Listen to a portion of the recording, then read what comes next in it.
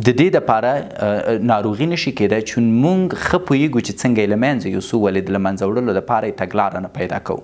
د ژور خفګان د له منځه وړلو تر ټولو غټه طریقه څه شی دی؟ هر سهار راپورته شوی ورزش وکړه. دا زه نه وایم، اروپایان یې وایي. ښه ورزش واقعا ژور خفګان له منځه وړي. دومره ساده شی ژور خفګان له منځه وړي او تورته ناست چې ولا زه ژور خفګان لرم دا به څنګه کېږي؟ ډامټ ورزش وکړه. زه ژور خفګان لرم ولې؟ پیسې نه لرم، پیسې پیدا کړه. زه ژور خفګان لرم ولې؟ ځکه د دې د خاطر چې نوي ملګري نه لرم، نوي ملګري پیدا کړه.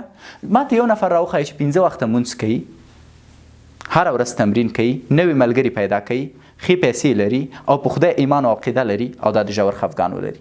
ژور خفګان لري څوک؟ بې غیرته، سست، بې شرمه، تنبل خلک. یو سړی ما ته وښایي چې غیرت ولري، سست نه وي، لټ نه وي، بې شرمه نه وي، البته شرم ولري او دا د ژور خفګان ولري.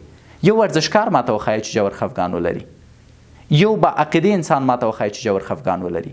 پس ژور خفګان په اصل کې ناروغي نه ده، زموږ د تنبلۍ نتیجه ده، زموږ د بې غیرتۍ نتیجه ده، زموږ د کار کولو او نه کولو نتیجه ده. که ته کامیاب اوسې ته ژور خفګان نه لري. هو ډېری خلک وایي چې یو نفر میلیونر دی اما ژور خفګان لري. ولې؟ چون په ژوند کې معنویات نه لري، چون په خدای باور نه لري، ایتیست دی. بنان که ستا روحي برخه، فیزیکي برخه، عقیدوي برخه دا پوره ای ته ولې باید ژور خفګان ولري؟